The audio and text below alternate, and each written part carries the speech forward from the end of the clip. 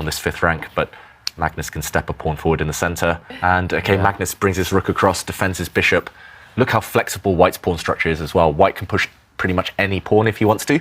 Black's pawns are all pretty much fixed, because in a pure rook endgame, his pawns would be even weaker.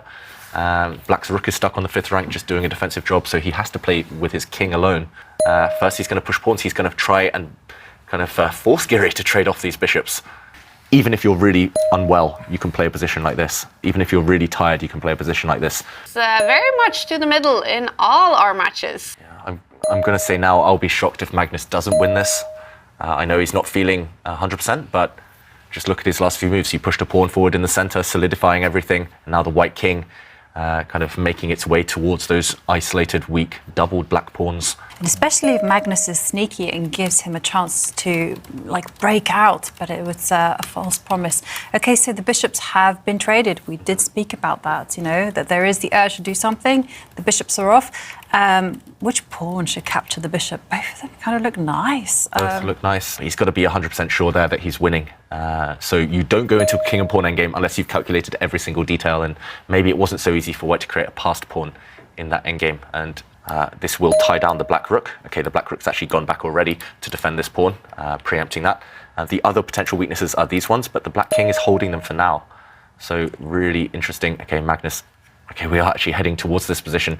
Magnus, he does have that question. Is he going to, for example, reroute his king around this way to attack this pawn on the edge of the board, which is isolated?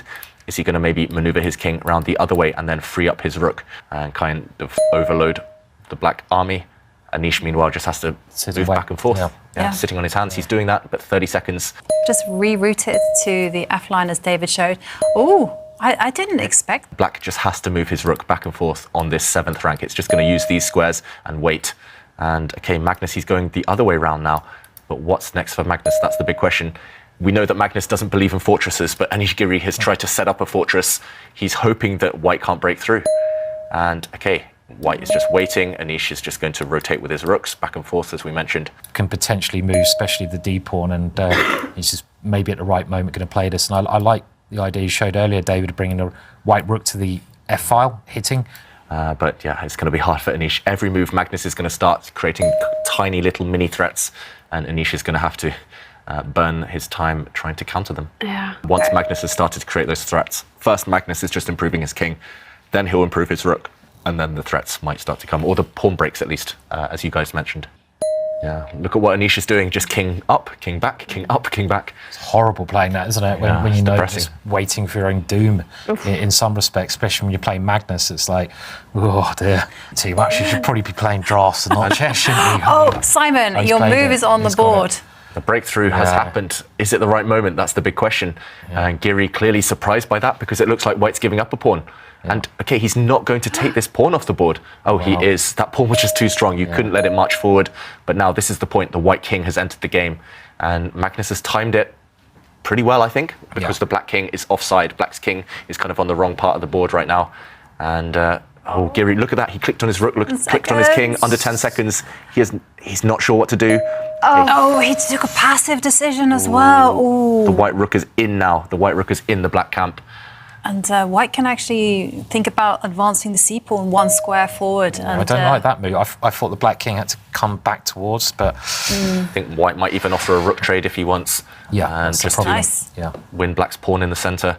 Black is temporarily a pawn up, but look how many weaknesses Black has.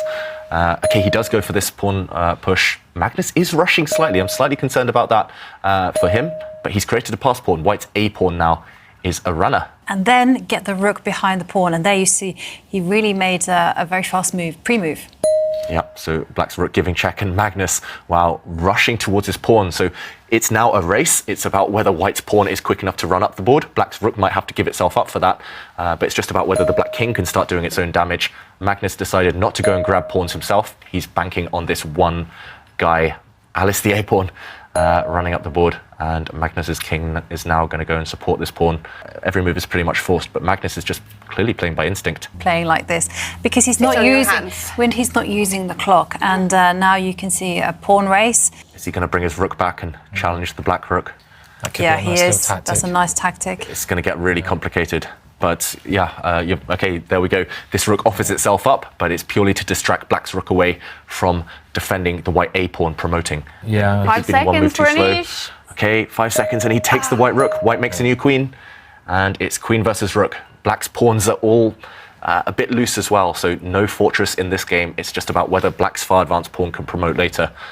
Okay, he's pushing it, but white can stop that pawn with his queen. White can give a check or two first if he wants as well. Okay, that has happened there, and now just go back and stop this black pawn in the center.